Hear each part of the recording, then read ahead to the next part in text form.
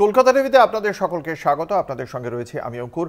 আজ শ্রাবণ মাসের প্রথম সোমবার এবং এই শ্রাবণ মাসের প্রথম সোমবারই শুরু হয়েছে কাঁওয়ার যাত্রা। উত্তরপ্রদেশ, উত্তরাখণ্ড, বিহার বিভিন্ন জায়গায় যে সমস্ত শৈব তীর্থগুলি রয়েছে সেখানে আজকের দিনেই পুণ্যার্থীরা শ্রাবণ মাস জুড়ে যাত্রা শুরু করেন এবং আজ সেই যাত্রাপথে যে সমস্ত খাবারের দোকানগুলি রয়েছে সেই খাবারের দোকানের ওপর মালিকের নাম লিখে দিতে হবে, এমনই নির্দেশ দেওয়া হয়েছিল উত্তরপ্রদেশের মুজফ্ফরনগর জেলার পুলিশের পক্ষ থেকে এবং তারই প্রেক্ষিতে মামলা হয়। সেই মামলায় আজ সুপ্রিম কোর্টে শুনানি ছিল।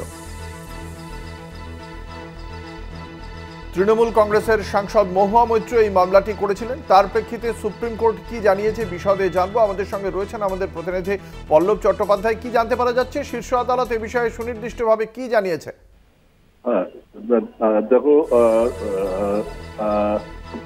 সুপ্রিম কোর্ট আজকে জানিয়ে দিয়েছে উত্তরাখণ্ড এবং উত্তরপ্রদেশ সরকার 18, 19 এবং 20 জুলাই এইসব যাত্রাপথের দোকানগুলিতে তাদের মালিকের নাম টাঙানোর যে নির্দেশ দিয়েছিল সেগুলোতে অন্তর্বর্তী স্থগিতাদেশ থাকবে। তবে সুপ্রিম কোর্ট এটাও একই সঙ্গে জানিয়েছে যে দোকানে কি ধরনের খাবার আছে সেটা কিন্তু প্রকাশ্যে টাঙিয়ে রাখতে হবে।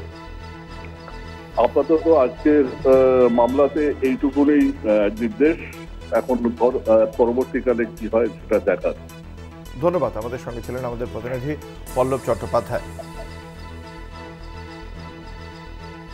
আপনাদের জানিয়ে রাখি, শীর্ষ আদালতের পক্ষ থেকে জানানো হয়েছে এই যে উত্তরপ্রদেশ সরকারের পক্ষ থেকে যে নির্দেশ দেওয়া হয়েছিল সেই নির্দেশের উপর অন্তর্বর্তী স্থগিতাদেশ আগামী 26শে জুলাই এই মামলার পরবর্তী শুনানি এবং একই রকমভাবে উত্তরপ্রদেশের পাশাপাশি উত্তরাখণ্ডেও যে নিষেধাজ্ঞা জারি করা হয়েছিল প্রশাসনের পক্ষ থেকে তার উপরেও স্থগিতাদেশ পড়ল।